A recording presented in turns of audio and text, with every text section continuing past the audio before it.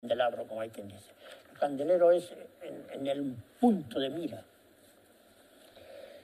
Porque vamos a hacer un edificio basado en esta silla que hemos visto antes y en la nueva filosofía de innovar, que se permita ver el cielo de Madrid desde muy alto y con el aforo de una noria y con la altura de la Torre Eiffel. Es un poco contradictorio, pero eso es así. ¿Por qué? Porque si uno quiere hacer un monumento singular, pues no puede copiar a ninguno. Pero en cambio el interés del aforo de Londres pues interesa a todo el mundo, cuanto más gente mejor vaya, para que el negocio, porque esto es un negocio, esto será una obra artística, popular o no, pero al final es un negocio. Si no hay negocio no se hace, eso es evidente.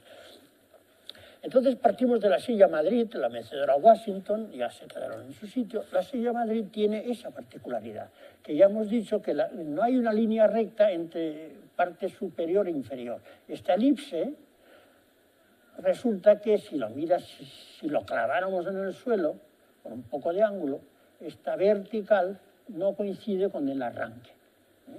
Si yo hiciera de esta silla, la convirtiera en tamaño grande en un arco, esta sería la planta vista desde arriba del arco, este sería el lateral de ese arco, sería muy alto, muy esbelto, y entonces sería plano. Un arco plano, ahora os voy a decir algo que os parecerá imposible, un arco plano en cuanto crece de altura se lo lleva el viento.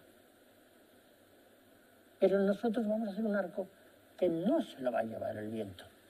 Y no se lo va a llevar el viento porque vamos a hacer una técnica, que además hicimos aquí en la Escuela de Arquitectura, los alumnos, en su momento, mis alumnos hicieron esa labor, que ahora veréis.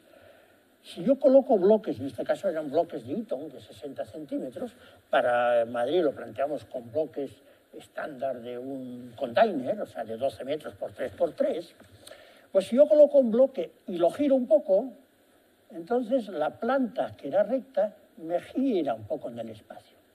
Giraría un poco. Si yo además de girar un poco el bloque, a cada bloque de esos lo vuelo un poco, lo vuelo por atrás, entonces yo seguiré la forma de la parábola. Pero evidentemente me vuela, se me cae mucho más el arco. Entonces yo no voy a poder construir eso. Con bloques esto se me va a caer. La verticalidad del arco se va. Pero este aquí que en 1920 hubo un tal Freysenet que inventó una cosa que es el hormigón armado. O sea, la armada en la arquitectura.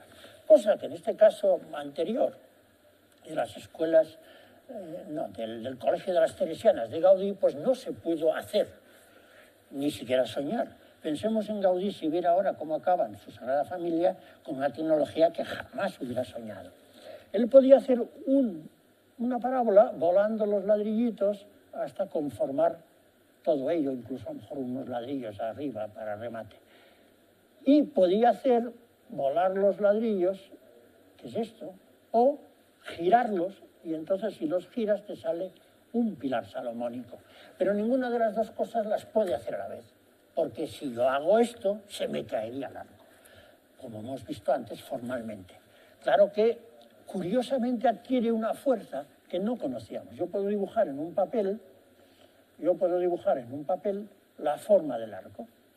Y vosotros sabéis que si yo cojo un papel con la mano, se me va a doblar. Pero si yo le infiero una curvatura, se me va a quedar recto. Bueno, pues eso es lo que estamos haciendo. Pero eso lo estamos haciendo, incluso vale para cuando yo haga esto solo en el arco. Si yo puedo coger un arco, como este de aquí, y al darle la curva, se pone de pie.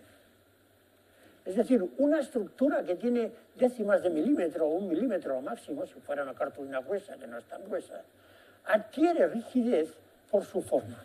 Y no solo adquiere rigidez, sino que la base y la clave están fuera de la vertical.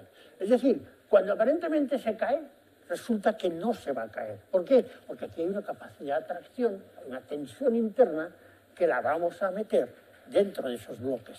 Y que Gaudí no podía porque no tenía en aquel momento el hormigón armado o pretensado. Bueno, pues imaginaros que en Madrid, si hay una imaginación exagerada, pudiéramos hacer un arco tan grande que cubriera la ciudad y que pudiéramos, ver todo desde lo alto. Los alumnos hicieron ese esfuerzo.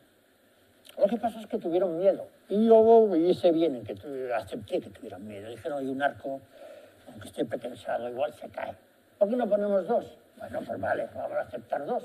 Porque uno y el otro, cuando se unan, ya seguro que no se cae. Evidentemente no se van a caer. Pero si son dos, pues es mucho más estable. No es lo mismo 2 patas que 4 patas, evidentemente. Pero bueno, vamos a construirlo. Atentos a esa observación, porque aquí parece que hay un andamio, que lo hay, que es inmenso, y que sujeta el arco. No, no, el arco va solo, en el aire. Está pretensado. ¿Qué significa? Que cada 5 bloques hay un cable, los vamos enhebrando, hay un agujero hecho en el bloque, atornillamos, apretamos, soldamos o unimos, nos atornillamos el siguiente trozo de 1 metro y pico, otros 5 bloques, etc. Es decir, que por aquí hay una tracción que ancla al suelo ese lateral del arco, bueno, los 4, con lo cual están en el aire. Y el andamio no es una cimbra, sino al revés, está separada de él. La prueba es esa imagen. Vamos, siguiente bloque. Y aquí enhebrando. Fijaos que esto tiene, o tenía 9 metros, lo tiraron el año pasado porque saltaron de él, no porque se cayera. Y entonces, bueno, pues lo tiraron. Yo ya no soy profesor y no pude decir nada. Aquí vemos el tamaño de los alumnos y aquí el tamaño del arco. Hicimos otro en madera, esto fue un año, al año siguiente lo hicimos en maderita con bloques pequeñitos, con un tensor dentro y igual funciona. Y arriba, aquí no está visible, pero vamos a poner, aquí se ve en la maqueta pequeña de madera, vamos a poner una gran esfera habitable. O sea, la idea es subir arriba del arco. Y para subir arriba tendremos 2 sistemas, los ascensores por dentro del arco, de ese gran container, o la noria que irá por alrededor del arco.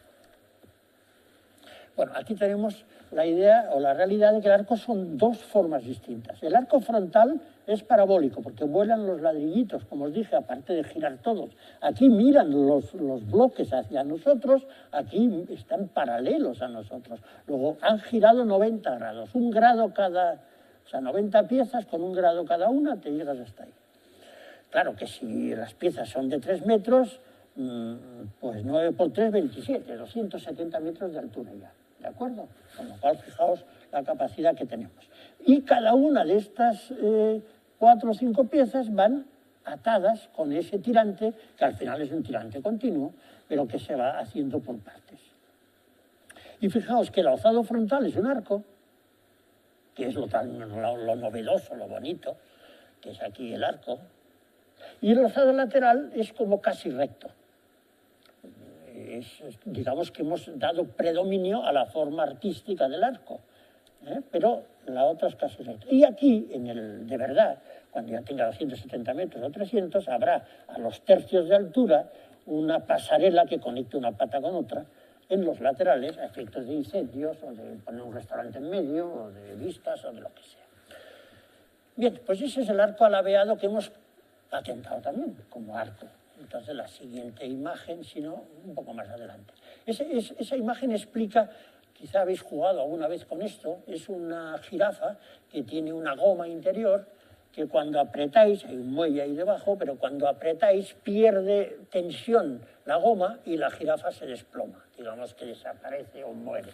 Mientras que en cuanto quitas el dedo, por el muelle que hay ahí debajo, se tensan las gomas y se levanta la jirafa entera, como hemos visto antes que se levantaba el arco. Es decir, yo puedo levantar, enhebrando en el suelo el arco, ir con una máquina, ir tirando del arco y se me va levantando solo. Eso no lo planteo, pero lo puedo plantear. Se levanta solo. Vale. Pero bueno, yo lo planteo que sea más estándar la construcción.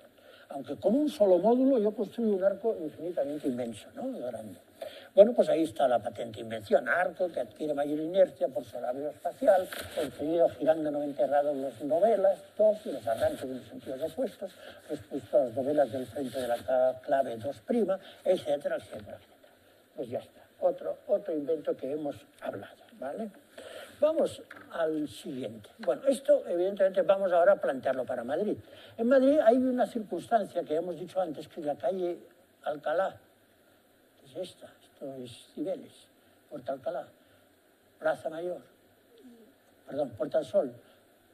La calle Mayor, en línea, la sigues y en el río habría un solar adecuado. o por aquí hay otro, hay 2 o 3. Entonces, eso es una exageración, esa parte directamente de la silla, pero la idea es la misma. Ya sabéis que las patentes de invención lo que inventan es un concepto, no exactamente la forma ni el tamaño. O sea, pueden ser varias, dentro de que sean arcos pueden ser varias formas, y dentro de que sean arcos pues serán ladeados o no, es decir, que eso ya es otra cosa. Y en principio todos ellos pretensados porque estamos fuera de la medida estándar. Bien, pues dentro de esa idea, este es el arco. Aquí hay una patente del arco ladeado. Fijaos la idea que os decíamos antes, que la clave no está en la base, en la línea, en la vertical de la base. Es decir, este arco que parece que se cae, resulta que es mucho más resistente que uno plano, no se lo lleva el viento gracias a la tensión interna de los tirantes y es mucho más estable. Ahora, si lo pongo uno contra otro, entonces pongo 2 sillas con su respaldo opuesto y obtengo pues medio arco o un arco entero si fuera la elipse, o sea, podría perfectamente.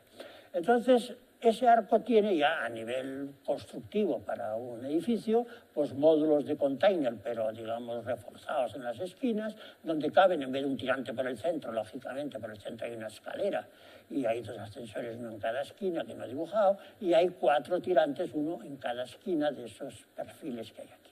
Después hay un complemento de paneles solares y un luminoso para que se vea el arco desde lejos, desde el cielo. Y unos paneles de acabado totalmente translúcidos, o sea, con agujeros, lo que sé, un acabado metálico con zona agujereada. Bueno, una vez que tienes un solar y que ya sabes el invento que tienes, pues dices, mira, vamos a aplicarlo en este caso a un solar que es relativamente pequeño comparado con la idea de la ciudad, pero es en el de la discoteca La Riviera, este es el Puente Segovia. Entonces vamos a poner los 2 arcos uno contra otro, girando en esa forma alabeada que tenemos, pretensados ambos, ya con módulos de camión, y llegamos a los alrededor de los 300 metros con la esfera superior. Esfera superior donde vamos a ir con una noria que subiremos y bajaremos hasta la esfera, o con ascensores de alta velocidad, y bajaremos seguramente andando, y después conectaremos los 2 arcos por estos lados que no he hecho aquí en esa imagen. Y desde el río, en un solar que insisto que es la discoteca, pues tendremos aquí el Madrid Arco Solar o la Puerta al Cielo, que ha recibido varios nombres. En la línea, ahí está el Parque de Atenas, el Parque de Mohamed, no sé qué, y ya sigue con la calle Mayor.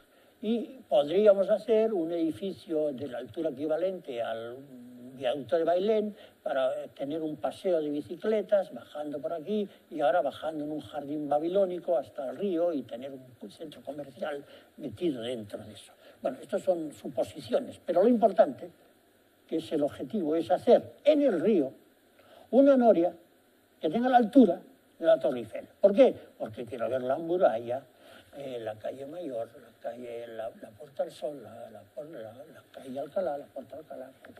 O sea, quiero ver la ciudad desde muy alto, metido en un arranque en un sitio muy hondo. Y me niego a no aceptar ese planteamiento. Pues claro, puedo hacer una noria inmensa, inmensa, inmensa, pero sería un bodrio. Aunque sea alta, ¿no? Porque la noria es un círculo, la noria es una rueda. O puedo hacer una Torre Eiffel, una variante de Torre Eiffel. No, yo quiero hacer un arco, que es una cosa que en la arquitectura tiene tradición, tiene fuerza, tiene sentido, tiene lógica, tiene entendimiento visual para la gente. Con lo cual yo me mantengo en que quiero una noria del tamaño de la Torre Eiffel. Y es ahí donde surge el invento. ¿Cómo voy a hacer yo una noria? ¿Cómo voy a pasar una rueda a hacerla del tamaño de la Torre Eiffel sin que se me salga por los parques, por el Campos Elíseos? Porque la rueda es inmensa. Entonces tengo que inventarlo. Y ese es el invento, ¿vale? La noria más alta del mundo. ¿Qué vamos a hacer? Antes de ese invento vamos a acabar con esto. Los 2 arcos son muy finos, muy esbeltos, ya digo que están conectados a los tercios, marcan una parábola en el frente, pero tienen una esfera arriba y quizá un posible helipuerto para temas de incendios o de autoridades y tal y cual, cuando venga a inaugurar. Y ahora aquí, en este elemento, que aquí está opaco, pues será evidentemente súper transparente y tendrá al menos 5 niveles. La llegada de la noria, que yo lo planteo por abajo, la podría hacer por arriba, pero lo planteo por abajo. El mirador del Madrid City, donde hay los merchandising de la capital. el mirador de las autonomías, donde hay, digamos, folletos u ordenadores que te llevan a los monumentos de cada región de España, un retranqueo de los servicios para que quede una doble altura y no molesten, un mirador de la hispanidad, es decir, de los diversos países donde se habla español y que tienen relación culturalmente y que te quieren atraer y llevar a su país. Claro, eso es lo que hay dentro, pero tú siempre vas mirando a la ciudad de Madrid. Y, por supuesto, un restaurante giratorio muy caro, que es el que te lleva a rentabilizar, bueno, las subidas y bajadas, pero sobre todo el negocio de que el Corte Inglés tenga el restaurante ahí, o quien sea, ¿no? El que ponga el dinero más importante. Y ese edificio pues tiene a su vez un invento que es un edificio esférico, que no hay otro equivalente, pero digamos que es una patente un poco porque sí, porque hay que protegerla, pero que un edificio esférico no añade mucho a un edificio normal, pero bueno, sí, tiene la noria por debajo y por los laterales, que no están marcados aquí, entra el arco y por ahí entras con las escaleras, entras y sales de emergencia o con los ascensores a distintos niveles. Bueno, no voy a entrar en detalle. Lo que sí, en cambio, adquiere mucha más importancia es la noria. Claro, llegamos a un momento en que la noria resulta que ha gustado. Yo llevo 15 años hablando de eso. Yo le he propuesto al ayuntamiento, al anterior de la Carmena, que no se lo miró, y al de ahora que le propuse y le regalé los 2 libros que había hecho. Uno que se llama Madrid Stonehenge, que tiene que ver con la relación de Madrid y la ciudad, que es este, y otro que se llama El Principito y la Puerta del Cielo, que evidentemente pues es este arco, con una anchura adecuada a un solar algo menor. ¿Por qué? Porque El Principito, yo soy piloto, tuve un vuelo por Estados Unidos, aterricé de mala manera en un campo y entonces me encontré, esto supuestamente, al Principito, que también se lo encontró Saint-Exupéry cuando volaba en África. Yo me lo encontré en un lugar verde, con muchos ríos, al lado del Mississippi, y ya tenía unos 18 o 20 años, era un estudiante de arquitectura, el tío sabía y dijo, yo quiero que me hagas unos muebles, en vez de pedir corderos, pedía muebles, hazme uno, no me gusta, hazme otro y tal, y así van pasando los muebles por aquí, y también van pasando, aquí tenemos a la mecedora, que hace un momento hemos visto, ¿verdad? Y así va diciendo, y al final, aquí tenemos la silla, no le van gustando y al final dice, sí, la silla me gusta, pero ahora lo que quiero es que me hagas un arco que vaya desde España a América y que ilumine el mundo entero diciendo la hispanidad es lo nuestro. Y aquí lo tenemos en el río y aquí lo tenemos pues con la noria que sube y baja. Vamos a ver, aquí están con los muebles orbitales dándole vueltas y en algún sitio aparece con la noria aquí. Aquí está con la noria, que va subiendo la noria y bajando, y pasa la primavera, verano, otoño, invierno. Es decir, que es una metáfora de la vida, esa noria. Bueno, pues tenemos la patente de la noria, que vamos a ver enseguida. O sea, van subiendo, el ascensor de arriba tira del de abajo, este tira de este otro, este tira de este otro. Hay unos cables interiores, porque claro, esa noria ya no es una noria normal, sino no fuera un invento. Una noria, en inglés wheel, lo he dicho allá, rueda en español, pues una rueda, que le pones cabinas para que la gente suba, y es muy grande, pues todas las ruedas tienen algo que se nos escapa normalmente. ¿Qué es una rueda? La esencia de la rueda. La esencia de la rueda no está en que es circular, que sí, pero no. La esencia de la rueda es que tiene un agujerito en medio. Si tú metes un palo en el agujero, con 2 ruedas puedes meter un carro. ¿Está entendido? O sea, la rueda, la esencia de la rueda es el eje. Y el eje es la esencia de la noria, que tiene una estructura externa y la gran rueda de bicicleta con su eje. Bueno, pues eso va a acabar. Porque yo invento una noria sin eje. Invento una noria hueca para decir que no tienen radios, ¿vale? Después será hueca o no, sí, es una cosa del que quiera hacerla. Pero realmente va a ser hueca a efectos de decir novedad. Una noria sin centro, hueca y en forma de arco. Caray, ¿qué me dices? Eso no se puede hacer. Bueno, pues vamos a intentarlo.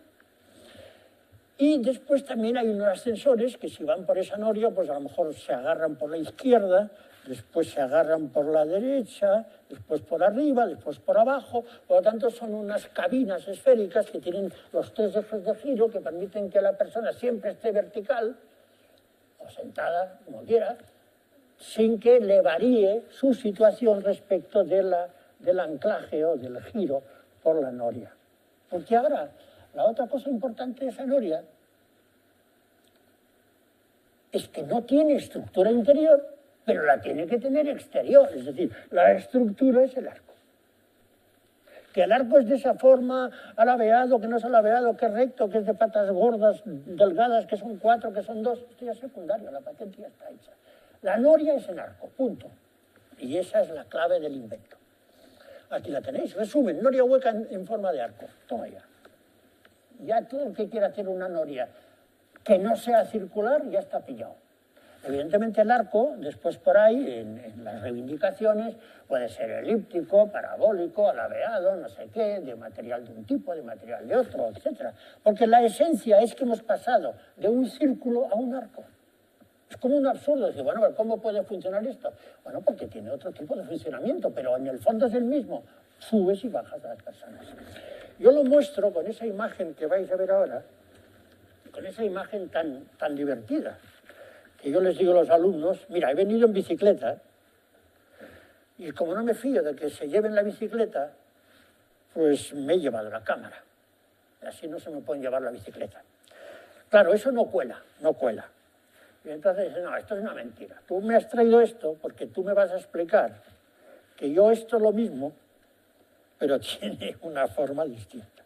Entonces, si yo con ese material o esa energía que necesitaba para hacer una noria de 100 metros por 100 metros, la uso para hacerla de 25 metros, yo llego a 175. O sea, gasto la misma tecnología, pero adquiero 3 veces altura.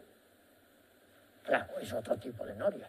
Por tanto, estamos en esa invención de que la noria ha dejado de ser un círculo o una rueda para ser una elipse, un arco, un lo que quieras, ¿vale? Con las variantes que quieras. Y con la ventaja de que puede arrancar desde debajo del suelo, porque aquí lo tenemos perfectamente registrado. Tiene tramos rectos, tiene tramos curvos, tiene tramos en arco, todo, o sea, todo lo que tú quieras para hacer de una noria la vamos a hacer aquí. Evidentemente tendrá también, aparte de los cables que llevan todo esto, pues algún motor de refuerzo para los sitios más incómodos o los giros más difíciles. Pero eso es un tema secundario ahora.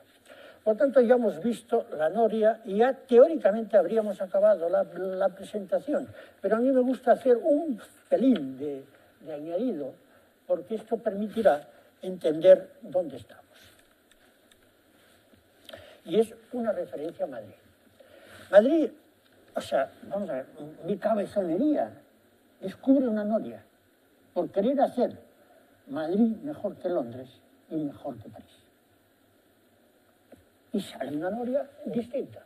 ¿Por qué? Porque desde abajo del río quiero subir arriba de la ciudad y ver la calle Mayor, la calle Alcalá, los monumentos principales, los árabes, los Austrias, los Borbones y las ampliaciones de la M30, la M40, etc.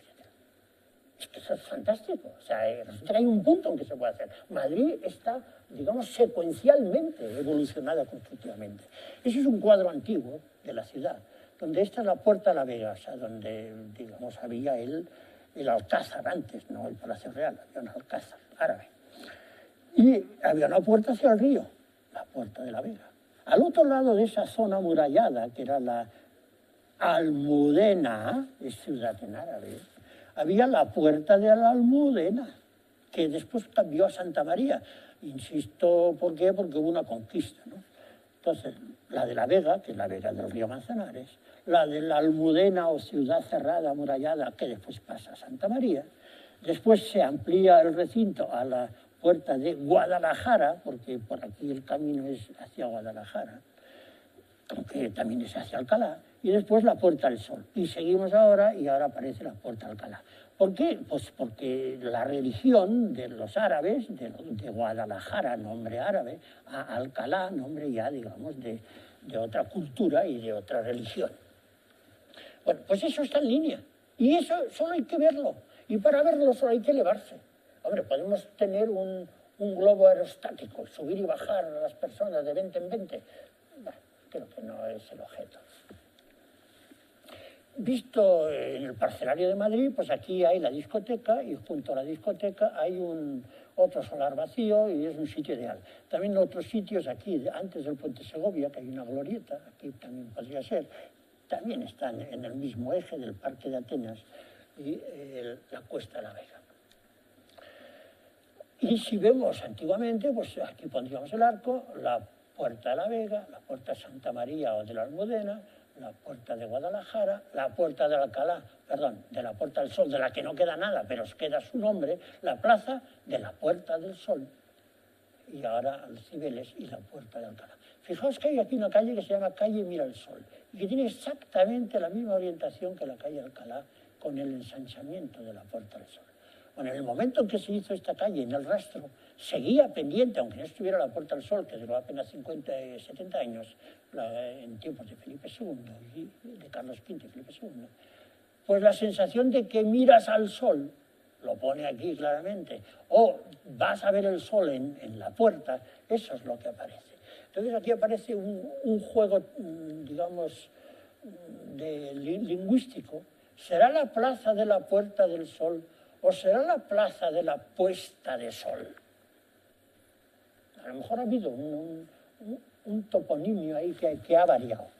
En cualquier caso, si estudiamos o descubrimos dónde estaba la plaza de la Puerta del Sol, en la plaza de la Puerta del Sol, pues era más o menos entre la calle Carmen y Carretas. Hubo dos, una primera, otra segunda. En fin, aquí había el hospital del Buen Suceso, que no es más que la historia de llevada atrás, pero antes, cuando había pandemias, no te dejaban entrar en la ciudad y te metían en un hospital a curarte. Ahora te cierran todo el espacio, ¿no?, cuando tienes un virus y esas cosas, pero viene a ser lo mismo a otra escala. Y en esa supuesta puerta de la que no quedan datos, sí hay escritos, y hay dos tipos de escritos. Uno que dice que el sol se veía en la clave y otro que dice que en la clave había un sol esculpido, entiendo. Lo que sí está claro es que esta calle mira hacia el nacimiento del sol por las mañanas y hacia la puesta de sol por la tarde. Y por lo tanto tú, cuando sales de la ciudad, vas directo al sol. Y cuando vuelves de la ciudad, vuelves directo al sol. En función del momento del año, pues según sea, digamos, la época más corta, más larga o equinoccial del tiempo, pues entonces lo ves más o menos. Pero lo que es ineludible es que si tú entras y sales por la Puerta del Sol, hay un momento en que se te quita el sol porque hay la piedra y te vuelves a ver el sol y dices fogonazo. De ahí el nombre. O sea, la Puerta del Sol está en su cruce, en el hecho de traspasarla. Y ha quedado más esto que la forma, porque realmente es una calle importante, la calle, bueno, la más importante entonces. Ahora, claro, nadie considera que la Nacional 1 es más importante que la 2, que la 3, que la 4, que la 5 o que la 6. Perdón, la Nacional 2, que la de Zaragoza, es la que orienta eso. Bien, o sea que Madrid se constituye en la Puerta del Sol como un lugar donde se juega con la altura del sol, con los equinoccios y con los sitios de orto y ocaso de los días más cortos y más largos del año. Esa plaza, además, en el siglo pasado, en 1858, la rehizo el ayuntamiento y la hizo maravillosa, porque era una plaza que era un rectángulo feísimo, donde la puerta estaba en medio de un rectángulo, pero ha pasado a ser un semicírculo, que es una cosa, pues digamos que inteligible arquitectónicamente, ¿no? Hay una calle, hay otra, hay otra, hay otra, hay otra. O sea, están como subdivididas y curiosamente ahí se está poniendo el sol, al fondo, depende del día, en Navidad. Y si lo vemos geométricamente, pues eso es exactamente la realidad. Este es el edificio de Apple, que no sigue esa curva, pero digamos mantiene el criterio.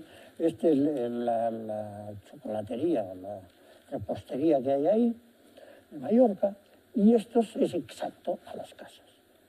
Y esto aquí el edificio de la comunidad. Bueno, pues la diagonal o el camino del sol, ese curiosamente resulta que es equivalente, y de ahí ese nombre, y de ahí esa sensación, y ese libro que he publicado de Madrid Stonehenge, que aparte de explicar todo eso del arco y todos los inventos, pues explica que realmente hay una evolución. Si esto fuera la Puerta de Alcalá, esto sería la Puerta del Sol, y esto sería el arco, digamos,